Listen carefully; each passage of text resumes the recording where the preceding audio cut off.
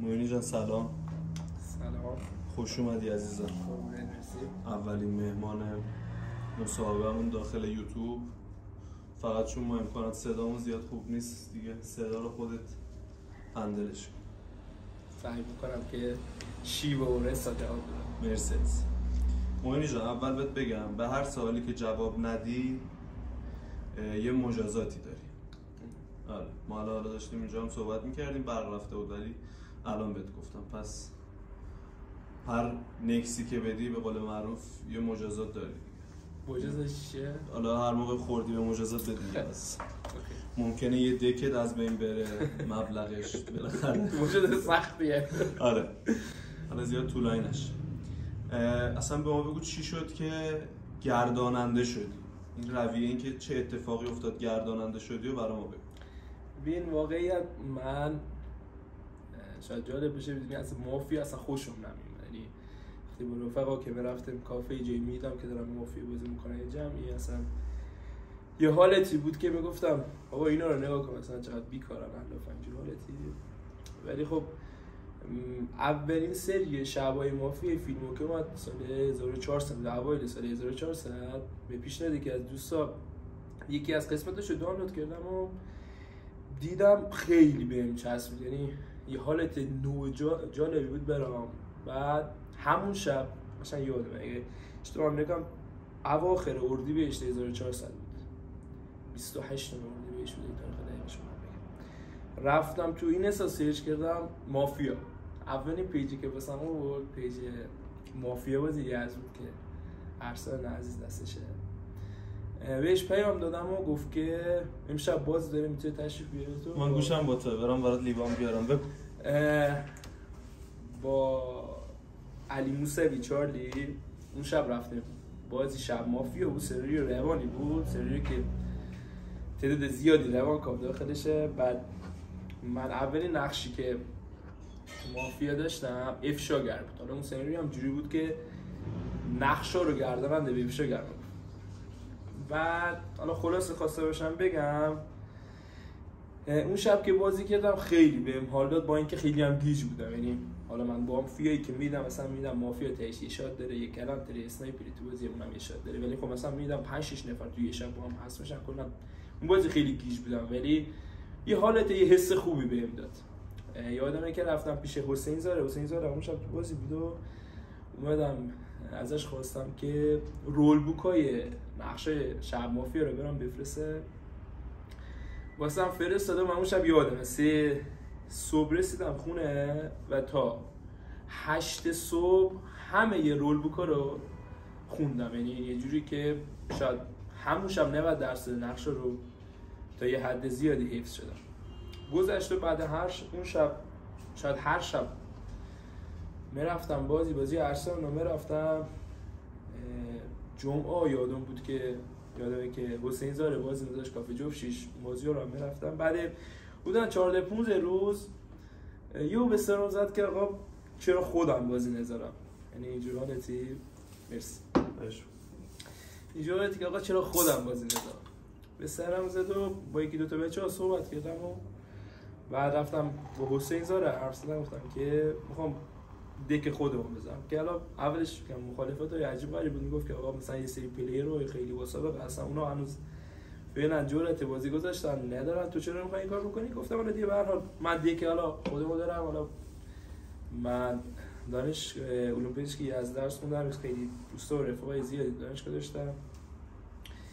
یه شب استوری گذاشتم واسه پنجشنبه عصر اولین بازیم 15 خرداد 1400 بود. استوری رو گذاشتم شب مافیا سری گورک و اون بازی با اینکه ده 15 نفر بیشتر یعنی کلا 15 16 نفر گفته بودن که یعنی اعلام حضور کرده بودن ولی نزدیک به 36 نفر پلیر اومدن. پلیری که غیر از شاید 4 5 نفرشون بقیه همه کسایی بودن که نهایتا یکی دو بار مافیا بازی کرده بود. اون بازی حالا یه خاطر جالبم بهتون میگم. اون بازی رو ما ران کردیم حسین عزیزم بود با فاطمه. بازی رو ما ران کردیم روز یکش شهردار بازی رو ملغا کرد. شهر رو رایگیری روز یک ملغا کرد و یعنی من نیم روز کردم شهردار رایگیری رو ملغا کرد. روز که شد گفتم خیلی خوب 5 نفرشه اومدن گفتن سر صحبت امروز آقای فلانی. آقا گذشت یکی گفتن یه ساعتی گذشت، گفتم خدای چه جوری اصلا 2-3 ساعت اینا دارن بازی میکنن یه نفر حذف نشده. بعد یه چیزی کمه. آره دیدم یه چیزی کمه. یادم که اصلا روز یک تموم شد شب نکردم، مستقیم رفتم روز دو. گفتم خدا چیکار کنم چیکار نکنم. رفتم پیش حسین گفتم حسین قضیه اینه. گفت که دیگه همینه بعد 4 روز که ما گردن نمیشی خیلی طبیعیه. یه صحبت کردیم مشورت کردیم و بچه‌ها قرار شد که شب 2 بازی که در واقع میشه شب 1 بازی همه اکتایی که حالا نامحدودن 2 برابر بشه. یعنی مثلا تیم مافیا اون شب 2 تا شات داشت، دکتر 2 تا سیو میداد، شاکش اگه می‌خواست مثلا 2 تا شاکشی بکنه. همه اکتا رو دوب کردیم که روز در واقع روز 3 بازی که شد نزدیک 7-8 نفر با هم حذف شدن. اون بازی خیلی جذابی بود، یعنی تو یادم هست اون بازی رو هم شهرمند بازی رو برد. یعنی اولین بازی که گذاشتم با اینکه حالا خودم کنم اصلا زیاد دوست دارم بازی رو مافیا برنده بشه، ولی خب اون بازی اولین بازی که گذاشتم شهرمند بازی رو برداشت. اینجوری شد که دیگه الان بعد از این بازی دیگه من تقریبا هر هفته بازی میذاشتم و اوایلش هم میگم بچه‌ای بود که زیاد بازی نکرده بودن میومدن و کم پلیرای خوب شد. موینی چند سالته متولد؟ وسط 78 سال 78. با خانواده چجوریه ماجرات؟ فکرشون چیه؟ مثلا شبایی که بازی داری میگی کجایی؟ واقعا جریان هم؟ آره من همیشه با کلا آدم رو راستی هم جمع رفقام هم جمع خانواده نه دلیلی بره پنهون کردن چیزی نمیبینم. حالا یه سری اوایلش واقعا چون اوایلی که من بازی رو یعنی شروع کردم گردن دیگه بازی کردم خب دوران کرونا بود، تو اوج کرونا هم بود. اون موقع سری حساسیت بود به خاطر قضیه کرونا. خب مثلا ما جایی میرفتیم یادم کافه کهکشان هم میرفتیم بازی می‌کردیم، محیط خیلی کوچیک شاید نصف کافه کیاس، یعنی 40 نفر آدم تو هم نشستن، همه سرفه همه. خب من خودم مثلا تو همون جمع من تو بیمارستان برفتم شیفت کرونا نگرفتم ولی تو جمع مافیا کرونا گرفتم، چند بارم گرفتم. حالا اوایلش اون سری حساسیت بود ولی نه از این نظر که حالا با خانواده سر این موضوع زیاد بحث داشته باشیم نه خدا رو شکر. به نظرت موینی چه دستاوردی داشته برات این بازی و این برنامه ها برات؟ ببین واقعیت بخوام بهت بگم من کلا قبل از شروع دوران دانشجویی آدم گوشه گیر و تنهایی بودم. یعنی اینجوری بودم که شخصیت منزویه خجالتیه اینجوری. خب دانشگاه که اومدم حالا سری فعالیت دانشگاهی که بود باعث شد که حالا یکم از این فضا بیام بیرون و واقعیت بخوام بهت بگم مافیا خیلی کمک کرد که واقعا اعتماد به نفس آورد بالا. از اون حالت نچسبی در آره آفرین، یعنی آدم نچسبی بودم، از اون حالت نچسبی در بیام و اینکه حالا بتونم یعنی شاید اینجوری بهت بگم الان تو زندگی شخصی خودم جایی که هستم بیشتر یه حالت رهبری طوره. یعنی جایی که هستم جمع دستمه دارم جمع میچرخونم، باعث شد که اینجور ویژگی ها تو من خیلی تقویت بشه، چیزی که قبلا اصلا شاید صفر بود درصدش تو زندگی، ولی خب خیلی باعث شد که تو هم از نظرت قبل از اینکه وارد مافیا بشی این بود که مثلا یه سری الاف بی لول مثلا عیاشه آره که چجوری فکر می‌کنن؟ آره گفتم اکثریت آره گفتم دیگه اولش هم مثلا گاردی که نسبت به مافیا داشتم همین بود. مثلا گفتم که یه سری آدم بیکار طرف مثلا هیچ هدف و هیچ چیزی نداره تو زندگیش، مثلا نمیدونه چه کار بکنه تو مافیا میشینه مثلا پول بده میشینه داد و سر صدا میکنه اینجوری حالت میاد. ولی خب مثلا وقتی خودم با مافیا آشنا شدم الان تو جمعی که خودمون هستیم جمعی که بودیم هم هستیم خب آدمای مختلف جمع مافیا هستن، از قشرهای مختلف، از فرهنگ‌های مختلف، از شغل‌های مختلف، از پزشکش بگیر تا ارزم به حضور معلم تا همه نوع قشر و افرادی تو مافیا هستن و اصلا دیدم عوض شد واقعیت نسبت قبلی یه دیدگاه خیلی بدتری نسبت به موضوع داشتم، ولی وقتی اومدم دیدم که نه، این یه نوع تفریحه، بازی خیلی جذابه و یه جوری هم اعتیاد آوره. شلوغ ترین بازی که گذاشتی کجا بوده؟ چند نفر بود؟ شلوغ ترین بازی که گذاشتم کافه سنت بود، بابا جلی سناریو 2 اتاق بود که فکر کنم اولین بار بود که سناریو 2 اتاق توی یزد برگزار میشد. دیگه هم فکر نکنم کسی اون سناریو گذاشت. 56 نفر بازی بودن، یعنی ما پیش بینیمون روی بود که مثلا روی 40 تا بشه، ولی خب خیلی بیشتر از این شد. 56 نفر اومدن، بازی خیلی هم جذابی بود. حالا خاطرم از اون بازی بهت بگم، ما سناریو 2 اتاق اینجوریه که بازی 2 تا گردان داره، توی 2 تا محیط مختلف، یعنی 2 تا محیط جدا که حالا اون بازی 56 نفری شد. هر زمان که تعداد پلیرهای مجموعه 2 اتاق به 28 میرسید، نصف تعداد پلیرها، بازی میومد تو یک اتاق. یعنی اون بازی من یادمه که بازی 2 تا زندون داشت، یعنی زندان ما 2 تا زندان هم داشت، 2 تا زندان مختلف داشت که ما زندونش هم تعبیه کرده بودیم، خیلی هم جذاب بود. یه سری اتفاقات خیلی جالب هم افتاد، ولی اتفاق جالب و عجیب اون بازی این بود که بازی 28 تا که رسید رفت توی اتاق، تو 28 تا که رسید 19 تاشون مافیا بودن. یعنی مافیا اومدن توی اتاق، شبا هم بیدار شدن 19 نفر همزمان هم بودن، یعنی 19 مافیا و 9 نقش غیر مافیایی که 2 تاش اماد و نوچا بودن. و حالا جالب شاید بشه برادین که اون باز رو به نظر کیورد اماد بود، اون باز رو شهر بود، یعنی اصلا من نبودم اون بازی. نه اون باز تو نبود، اون باز تو نبودی. شاید خیلی از پلیرهای از اون بازی رو بودن و بازی خیلی جذابی بود. اون بازی یادمه با بازی جلب بود، جلب نوچ اماد بود، رئیس مافیا از بازی حذف شده بود، شات مافیا دسته مافیا زدن سر کله. آره دیگه، مافیا سر کله هم بودن. اینجور حالتایی که تو خودشون دنبال نوچه میگشتن و باعث شد که مافیا هم تو شب هم تو روز زیاد حذف بشن. اون بازی یادمه شایان جرا اگه اشتباه نکنم آنالیزور بود و که از بهترین بازی شاید تاریخ خودش اون بازی انجام داد و بی‌نظیر بود. یعنی با این استعلامایی که با نقش آمیرزور گرفت بازی رو درود و توی جایی که شاید آدز برد شهروند چه خوب زیر 4-5% به شهروند تسپازی بود. خب معینی جان، به نظرت با کیفیت ترین بازی که گذاشتی چه بازی بود؟ حالا نمیدونم تو حالا به این چیزا فکر کردی یا نه. ببین با کیفیت ترین بازی که گذاشتم اصلا وایسادی بالا سر بازی لذت بردی. عرضم به حضورت که بذار اینجوری بهت بگم، من تورنمنت ستارگانی که چند وقت پیش گذاشتم کل اون تورنمنت به نظرم با کیفیت ترین بازی چسبید به خیلی بهم چسبید. شاید اصلا اینجوری بهت بگم، حالا من زیاد کلا آدم نیستم که ادعا کنم، ولی میتونم اینو به جرئت بگم که شاید با کیفیت ترین تورنمنتی بود که توی سالهای اخیر توی از برگزار شد. یکی بازیش یادمه شانس مجدد نیمه نهایی بود، بازی فوق‌العاده‌ای بود. یعنی بازی بود که همه تو بازی دستاشون میلرزید، خود من گرداننده دستام میلرزید، داورا مثلا علی مختاری تعجب کرده بود از این بازی تو وضعیت قرمز تا لحظه آخر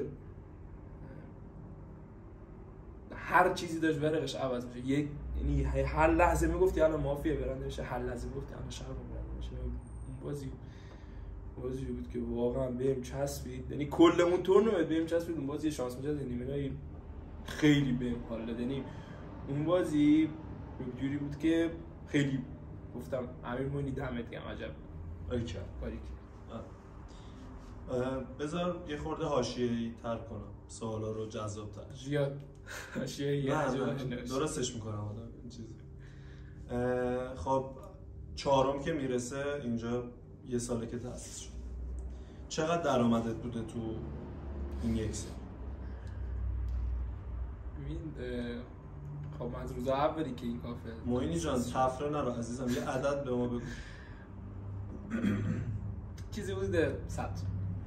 معینی جان تفره نرو، الان حساب کتاب کردیم داداشی رسیدیم به همون رو. خب دیگه همون دیگه نزدیک 100 تومن دیگه. 100 خب بگو نزدیک 100 تومنو چقدره؟ حالا من 101 میلیون نزدیک 100 تومنه، 130 میلیونی هم که در 110 تومن، 130 تومانی هم که نه همون 110 110. آقا حلاله. عرضم به حضورت که 5 تا از کسایی که مافیا اونا رو وارد زندگیت کرده خیلی خوشحالی، یعنی بعضی موقع میشینی فکر کنی میگی خدایا خدا رو شکر اومدم تو این رشته و صنعت، اگه نمی اومدم اینا رو مثلا پیدا نمی‌کردم. ببین حالا ما جمعی که داریم بازی میکنیم، یه سری بچه‌ها هستن که از قبل از مافیا با هم رفیق بوده، مثل سعید جعفرزاده اینا بچه‌ای بودن که حالا قبل از مافیا رفیق بوده ما هم، ولی خب اگه که خواسته باشم کسایی بگم که توی مافیا باهاشون آشنا شدم و خیلی رفاقت باهاشون حال میده، نوید رضا، مهدی قیصری، خودت، مصطفی با مهدی مارسی. این گزینه من اصلا جنبه مالی که نداره.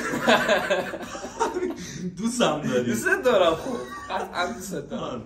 قطعا دوست دارم. عرضم به حضورت که الان آماده ترین پلیر به نظرت کیه؟ محمد علی. به نظرت تا کی همینجوری آماده میمونه؟ ببین محمد علی پلیریه که واقعا استعداد خالصه. میدونی مثل چی میمونه؟ مثل دنیای فوتبال تو فرض کن مسی استعداد خالصه، رونالدو کسیه که حالا زحمت کشیده. محمد علی استعداد خالصه، به نظرم قرار نیست جای افت خیلی شدیدی ازش ببینیم. حالا ما تو تورنمنتی که گذاشتیم، حالا تورنمنت ستارگان اینقدر صد بال بود که شاید محمد علی نتونست بیاد فینال، جایی بود که افت کرده بود. یادم هم که اتفاقا فکر کنم اون تایم زیاد بازی نمی‌کرد مثلا، ولی کلا حالا چه محمد علی چه پلیرهای دیگه اگه یه تایمی مافیا رو بذاری کنار قطعا بازی افت میکنه. یعنی حالا مثلا من خودم علی مختاری رو که خیلی دوستش دارم، یه تایمی اصلا میبینیم بازی نمیکنه، بعد یه تایمی که میاد بازی میکنه مشخصه محسوس افتش عقب میمونه از یکم عقب به روز رسانی. آره چون به نظر من مثلا کلا مافیا یه جوریه که هر روز داره آپدیت میشه، یعنی فکت‌ها هر روز داره آپدیت میشه و یه چیز ثابتی نیست. شما شاید 3 سال پیش میتونستی مافیا رو با فکت لایه یک در بیاری، الان خب نیاز به لایه های این و داره، اینجوری نیست که البته که خودت همیشه حسی در میاری، ولی خب من سنتی کار میکنم، طبی کار میکنم. آقا 5 تا از فیوریت پلیرات کیا؟ با فیوریت پلیرام 5 تا. این پلیر خوب توی از خیلیه، واقعیت بهت بگم این پلیری که سطح بالا باشه، مثلا الان میتونم 20 تا رو بگم که واقعا سطح بالا، ولی فیوریت پلیر خودم. آره ببین فیور ممکنه طرف زیاد واو نباشه ولی تو دوست داری سبک بازی، حالا شاید هم 5 تایی که گفتی همه جزء تاپوش. علی مختاری، محمد علی، شهاب پارول، مهدی قیصری، نوید رضا. الگو داری تو مافیا مثلا از روز اول این بازیشو نگاه کرده باشی، دیالوگاشو سعی کنی به کار ببری؟ میدونی چی میگم؟ همه اینجور چیزی داریم دیگه. حالا الگوش نمیدونم، آره دیگه الگو اسمش همین میشه. ببین حالا از روز اولی که شروع کردم، خب من بازیم با شب مافیا شروع کردم.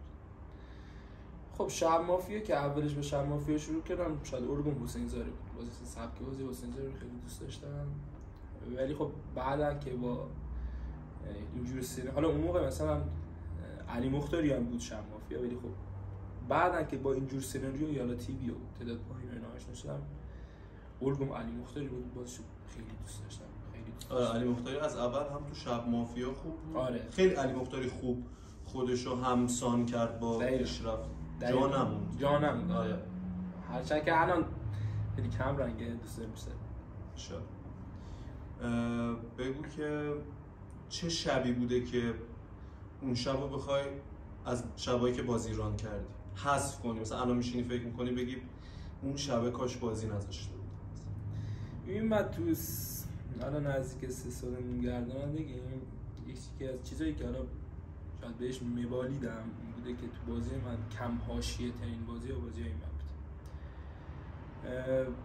و شاید توی این 3 سال من شاید بالای 2000 تا ایونت گذاشتم و توی همه این 2000 تا ایونت یه شب بازی شب مافیا بود که تو بازی بحث و درگیری پیش اومد که حالا جمع شد به هر حال، ولی بحث و درگیری اون شب پیش اومد و اتفاقا همون شب باعث شد که دیگه کمتر به شب مافیا فکر کنم. یعنی بعد از اون شب شاید کل شب مافیایی که بعد از اون شب گذاشتم شاید 30 تا نبشه و باعث شد که کلا شب مافیا رو یکم کمتر اینترش بکنم. هم بهترم شد به نظر. آره به نظرم بهتر شد، چون می‌دونی شب مافیا خیلی گردانندگیش بسیار مشکل تره، باید خیلی وقت بیشتری رو میگیره. آدم پوله نه بحث مالی که بکنه. حالا من خودم واقعیت بهت بگم، من شب مافیا رو خیلی دوست دارم، خیلی شب مافیا رو دوست دارم، یعنی یه ارادت خاصی به شب مافیا دارم چون بازیمون با شب مافیا شروع کردم. خب گردانندگیش هم خیلی دوست دارم، ولی خب سخته گردانندگی شب مافیا، با اینکه من همین الانشم که بعد خیلی وقت شب مافیا نذاشتم، الان هر سالی از رول که شب مافیا از ما بپرسی به جواب تسلط کامل رو شب مافیا دارم، ولی خب کنترلش خیلی اعصاب قوی مخاطر من شاید نسبت به قبل کم بی اعصاب تر شدم، بی حوصله تر شدم نسبت شدم. خاطر همین بعد اون شب دیگه اصلا شاید دلیلی شد که کم تر شب مافیا بود. تو گردانندگی کیه؟ ارسل دقیقاً. آره ارسل خوب بی باگه خیلی واقعا بی باگه، تسلط کامل رو نقشا، تسلط کامل رو گردانندگی. و حالا بیسی بگم تو گردانندگی خیلی مهمه که حالا شاید گردانندگی یا آدم معمولی هم بذاری اینجا رول بوک بدید دستش میتونه گردانندگی تو لحظه میتونه هندل کنه. این چیزیه که حالا من خودم خیلی زیاد ازش یاد گرفتم، چون گردانندگی به نظر گرداننده خوبیه که تو لحظه تو اتفاقات خاص میتونه خودش نشون بده و ارسل همیشه تو لحظه‌های خاص، لحظه‌ای که یه اتفاق عجیب غریب دست میگیره بازی نمیذاره از دست آره نمیذاره که از دست موینی جان بذار چیز کنم یه خورده آتیش زیر تو بیشتر. کسی نایت زده تا حالا ببینی نگی امروز به ما بگی؟ آره بوده. ببین اصلا مگه میشه بگی نه؟ ببین اینکه ما مثل دکترای ما خیلی چیزا میبینیم نمیگیم. ببین بهت بگم حالا تو بحث نایت و اینا، خب خدا رو شکر واقعیت تو این کافه از وقتی که ما تو این کافه اومدیم خیلی کم شده. قبلا خیلی بیشتر بود. ما اگه یادت باشه یه تایمایی اصلا ماسک نبود، همه چشما بس. خب تو این چشم بس خیلی پلکا میپرید، ولی خب بعدی که حالا ماسک اومد و تجهیزات شد اینا خب خیلی کمتر شد، جلوش گرفته شد، ولی خب بازم بود میدیدم. آره ولی خب ببین یه وقتایی تو میبینی طرف نایت میزنه ولی شاید زیاد در روند بازی تاثیرگذار نباشه. این که شما مثلا یه پلیری حتی با نایت زدن هم نتونه موضوع تو بازی بگیره، یه خیلی طرف باید ضعیف باشه، ولی خب متاسفانه هستن به خاطر همینم که ضعیفن، چون طرف دیتا داره ولی این دیتاشو نمیتونه درست درمون ارائه کنه، متقاعد کنه من چی فهمیدم. دقیقاً ما اینجا که داریم بازی میکنیم بر اساس فکته. من الان متوجه بشم تو مافی نتونم زیاد آنچنان فکت درست درمونی برات بیارم، کسی متقاعد کنه، حتی ممکنه خودم از بازی پوش بشم. اصلا نمیدونم دقت کرد بچه‌ها اینجا دیدی بعضی موقع میفهمن طرف درست فهمیده ولی از قصد شاید هم شهروند باشن فهمیدن طرف مافیا پیدا کرد، بها نمیدن که طرف هم مافیا در حقش چیز باشه. حالا واقعا فیل ترین حالت این چند سال اخیر مافیا رو اینجا داریم میبینیم و اینکه حالا واقعا اینکه دقیقاً حرفی که تو زدی من بوده. آره متوجه شدم که بچه‌ها دارن این کارو میکنن و بها ندادی. بها ندادم. چقدر جذابه یعنی به نظر میتونه خیلی جذاب. قلق کی دستته؟ مثلا معارفه لب باز کنه بفهمی چیه؟ قلق کی دستم؟ من چند نفر هستن، یکیش خودتی واقعا، همونجوری که تو منو خیلی خوب میفهمی منم تو رو خیلی خوب میفهمم. قلق تو دستم، قلق آقایی دارم دستم، قلق نوید رضا دستم. یعنی اینا کسایی هستن که سعید جعفر زدم اینجا، سعید جعفر چون چندین سال رفیقم با حالا شناخت کافی رو از هم داره، ولی خب حالا توی جدیده که حالا مثلا قبلا رفیق نمیدونم تو نوید رضا ما پول بینمونه. شوخی میکنم. موینی جان کی تو بازی میشینه تو ناراحتی معذبی راحت نیستی؟ منظورم میفهمی؟ نه که معذب مثلا چیزا تو بازی اوکی نیستی، از بازی میره بیرون اصلا حس می‌کنی بازی افتاده رو ریل، بازی راحت تره برای تو. ببین شاید هم بچه خوبی باشه بیرون از بازی‌ها، یعنی من دارم این سوالو میپرسم میدونم متوجه. اگه اسمی گفت معینی گارد نگیرید نسبت بهش، چون فردا پس فردا منم شاید این جلو بشیدم بگم کی تو بازیه که ناراحت کننده برات. ببین من حالا شاید این که من بگم خیلی بچم موافق باشم، واقعا مجتبی عسکری بچه خیلی خوبیه، آدم آرومه، باده بیالا شیطونه سجا خودش هم هست، ولی واقعیت من تو بازی که میشینه کردنی اینجوریه که زمانی که از بازی حذف میشه بازی برام راحت تر با اینکه بچه خیلی گلیه، کسی نیدم مثلا دستش ناراحت بشه، ولی خب خواسته باشم مجتبی عسکری مجتبی.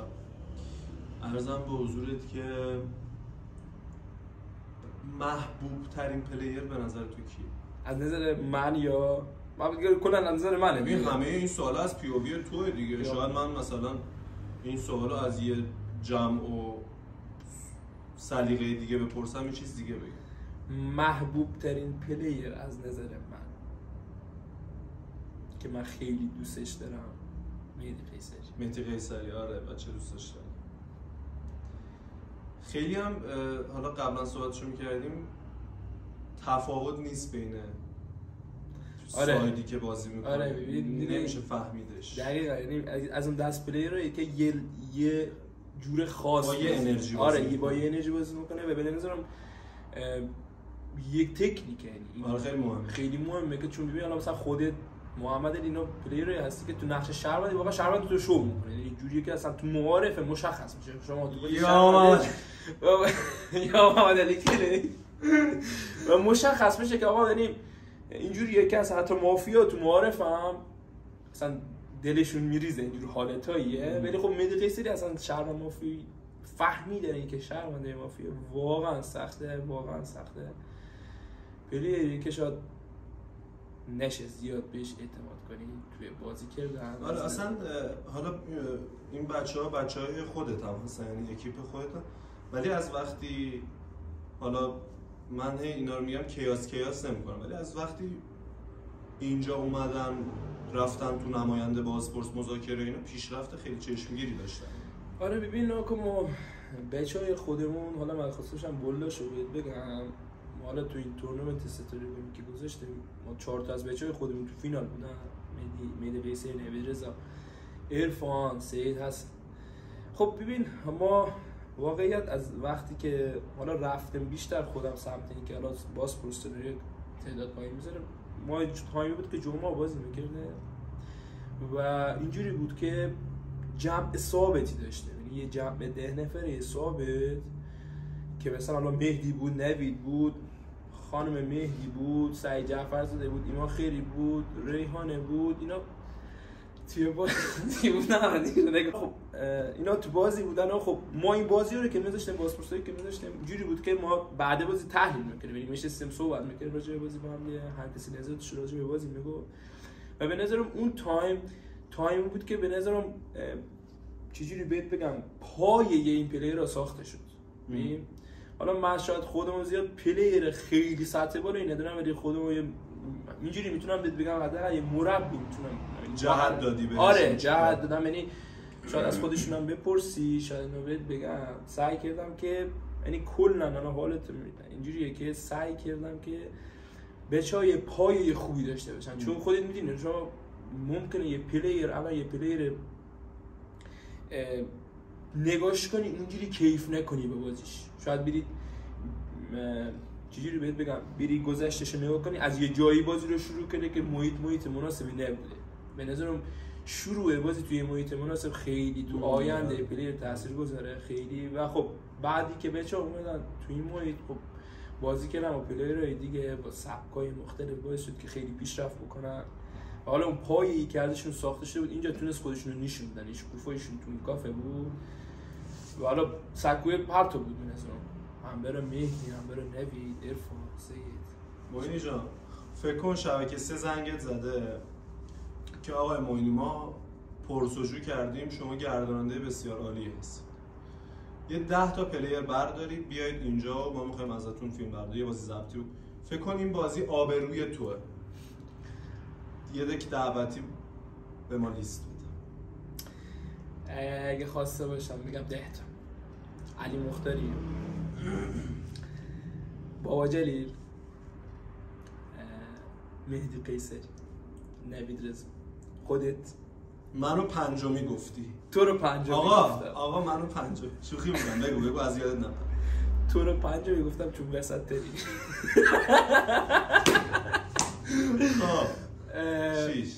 شش مهدی مارزی. 7 محمد حسن. 8 محمد علی.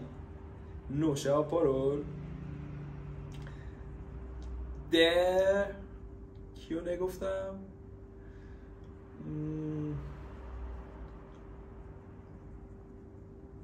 مصطفی. مصطفی. آقا دیگه خوبه، حس میکنم که سنگینیه. آره بعد ببندیمون. باید هر کدوم توی سلول. حالا اگه خواستم 12 تایش بکنم، چون میخوام خودش این دوتا اسمم نگرم شاید یکم چیشی بشه، چون دو تایشونه دوستا 12 تایش خواستم بکنم. محمود جلیلی یا شاهین حمزه. شاهین جلیلی. آره واقعا باید ببندیم ما رو توی سلول جدا باشیم، همونجا شب روز. مثلا محمد علی و قفلو میشکونه میخواد دیس. محمد حسن از این ور دیگه، خودت از این ور دیگه، بابا جلیلی از این دیگه. واقعا وحشی بازیش. خطرناک. به نظرت بگو مثلا 2 نفر بگو اینو اگه قصد کنن روز یه نفر رو پوش کنن، تارگت پوش بزنن، میفهمید؟ مثلا نشستی توی بازی دیگه نمیتونی دیگه، یارو کوتاه نمیاد، میفهمی چی میگم؟ بعضی موقع هست میشینی میتونی یارو رو متقاعد کنی ول کن، ولی دیگه بعضی موقع هست میگه خیلی خب برو هر غلطی میخوای بکن، ما فردا یا تو رو دکمتو میزنیم یا دیگه بالاخره خوبه ای. خب این متقاعد نشوترین. آفرین. تک دنده ترین خودت محمد علی. خدا رو شکر بقیه خصوصیات مثلا خودت محمد علی ادامهش ندید. قابلش. عرضم به حضورت که اگه بخوای مثلا بهت میگم نشستی توی بازی خیلی دوست، فکر کن یه بازی 10 نفر است، تو بلاینده مافیای خودت دوست داری اون 2 نفر یارت کیا باشه؟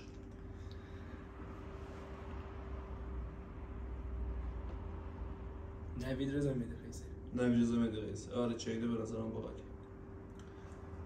عرضم به حضورت ولی اینو بهت بگم،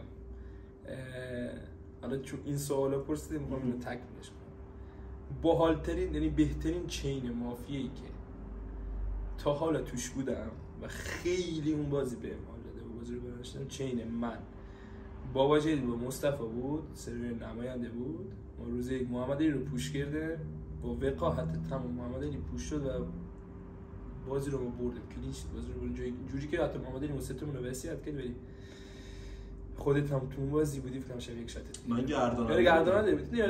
تو بازی نبودی تو؟ بازی آخر شب بود، یهو بابا جلیل از در اومد. آره. فکر کنم 4 صبح بود. آره 4 صبح که دقیقاً سیت رضا رسید گفت دکو نگاه میلیارد میارزه. آره اون بازی خیلی بهم چسبید. یه بازی دیگه هم بهت بگم، یه بازی بود که من و نوید رضا ما خیلی با هم چین بودیم و یعنی من و ایمان خیلی از روز یک تا آخرین روز بازی تو زرگری بودیم. من اون بازی راهنمایی به دستم رسید، دون بودم من، راهنمایی به دستم رسید تو با وقایت تمامی که شهرم پوش کردم و فردا خودم اومدم تو دفاعی با 2 تا شهرم. تو دفاعی هم شو کنم، گفتم من مافیام ولی یاقیم تو دفاعی نیست و شهروندا کنس خوردن، رای دادن به شهروند رفتون که فکر کنن یاقیم ولی بازی تموم شد. موین جان آنفر ترین پلیر به نظرت کیه؟ آنفر ترین پلیر مشتاق اسکری. من یه چیزی رو توضیح بدم. این همه سوالا رو جواب داد، دقت کردین هیچ مجازاتی رو قبول نکرد، مالی نیست. نه حالا میگم موینی یه موقع یه چیزی میگه منم کمرم درد میکنه. موینی تا حالا عاشق شدی؟ آره شدم. آخه موین ارزم به حضورت که فکر قرار مجاز تو تحمل کنم که نمیکنم قاعدتا. آره بذار ببینم دیگه سوالی چیزی دوست داری ازت بپرسم نپرسیده باشم؟ چیزی دوست داشته باشم ازم بپرسی؟ تقریبا سوالا رو جمع. آره مثلا میتونیم راجع به نقشا ها بذار اینا هم بپرسم. درست بهترین سناریو از نظرت چیه؟ نماینده. چه نقشی رو حالا اینه که میگم از شب مافیا بیا بیرون دیگه حالا میخوام کلی میخوام یعنی شب مافیا رو میگم توی هم شب مافیا میگم چون شب مافیا رو دوست دارم واقعا. خب باش نقش مافیایی از نظرت بهترین چیه؟ کدومو تو دوست داری؟ شاید مافیا ساده دوست. توی شب مافیا شاکوش خیلی دوستش دارم. توی سناریویی توی پیشرفته جاسوس خیلی دوست دارم. توی سناریوی تیوی هکر رو تو نماینده دوست دارم. شهروندی ها هم بگو همینه. شهروندی ها تو شب مافیا افشاگر خیلی دوست دارم. هر موقع افشاگر بودم تو شب مافیا بهترین بازی هم. توی پیشرفته اسنایپر رو دوست دارم. توی نقشه شهروندی سناریوی تیوی یا مینگوزار خیلی دوست دارم. مینگوزار باحال.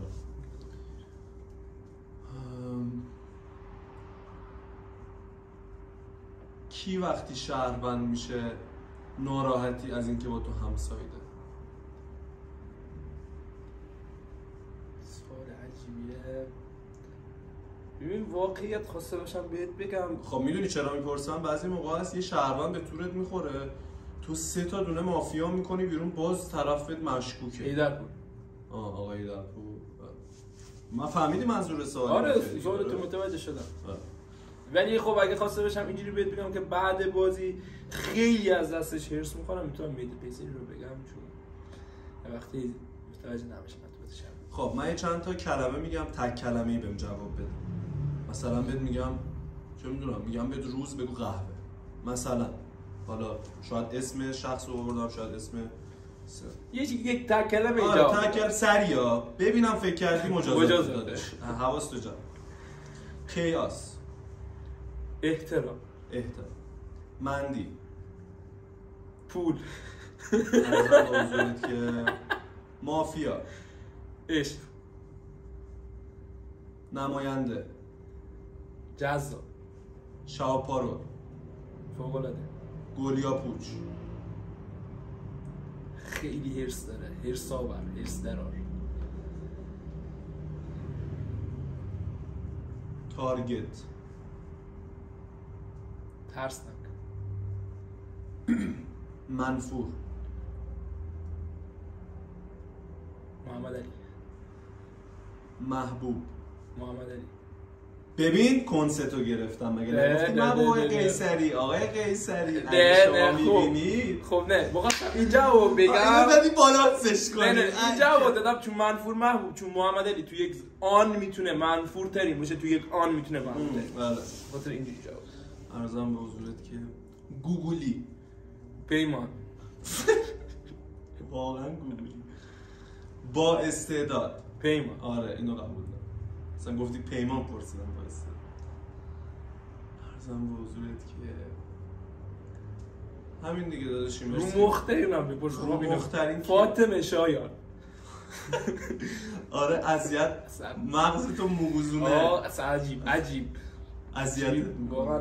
اصلا هم فاطمه هم مجید یعنی چون فاطمه و مجید عجیب مثل خودت عجیب غریب منو میگیرن یعنی تو یه دکی که تو باشی محمد علی باشه فاطمه نوید رضا مجید باشه من الان نقش مافیایی باشم باید برم یه جوری آره دیگه خودت میدونی چی میخوام بهت بگم نمیگم از بیس مافیایی یارت باید شد. آره دیگه یه کاری باید بکنم که فقط جذاب بشه حداقل بس.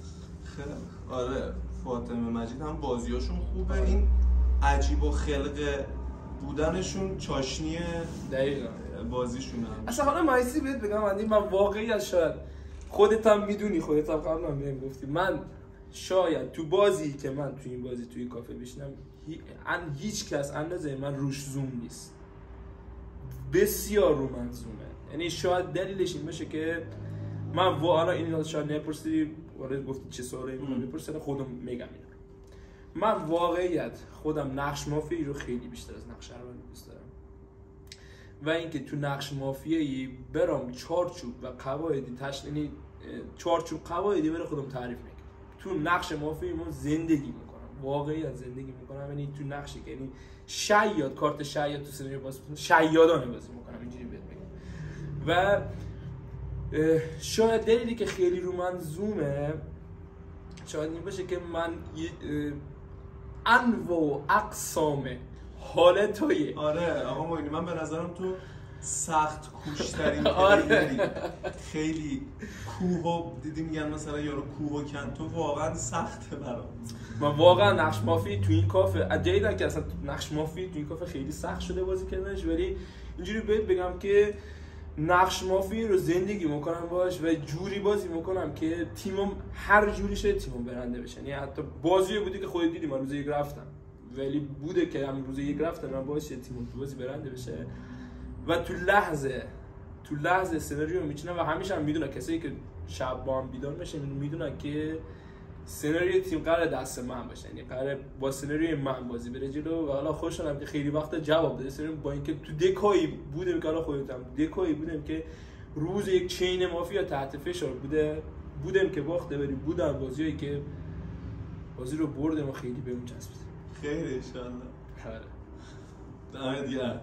مشتی هستی. قربونت داداش. آقا یه جمله بگو کسایی که مافیا بازی نکردن یا میترسن بیان بازی کنن، فکر کنم میخوای یه جمله بهشون بگی، ما اینو بزنیم. ببین من بهت بگم اولا که من به سری افراد حق میدم نخواسته باشن مافیا بازی بکنن، چون واقعیت توی حالا همین یزد خودمون جایی هست که شما شاید بری تو دک بشینی، ببخشید اینجوری میگم، حالت هم بخوره. ولی ما الان تو همین کیاسی که الان نشستیم توی مافیا فکتی کردن دست خود منه. ما حالا اینو من دارم بدون اغراق میگم، محیط بسیار امنی داره، محیطمون بسیار دوستانه، یعنی محیطی که یک نفر تازه وارد بشه به جمع قطعا لذت ببره از اون. خیلی مهمه که کجا بازیتون رو شروع کنه، تو چه محیطی بازیتون رو شروع کنه، تو چه جمعی بازیتون رو شروع کنه. من پیشنهاد میکنم اونایی که دوست دارن مافیا بازی بکنن ولی خب شاید به خاطر جمعش نیاد، پیشنهاد میکنم یک بارم که شده بیان یک بار بازی رو تو این جمع تجربه بکنم. ما خیلی از پلیرایی داشتیم که اولین بار بازیشون رو اینجا تجربه کردن و الان شدن جزء پلیرای خوب ما. مثلا آقای کی میتونم بگم سی پلیر رو بودن که قبلا هم بودن بازی میکردن ولی خب کسایی بودن که اومدن شدن پایه ثابت و دارن میرن جلو پیش میرن. پس محیط خیلی مهمه. شما اگه توی محیط خیلی خوب شروع کنید قطعا علاقه من بشید به مافیا و جوری میشه که اعتیاد میدم بهش. و به نظرم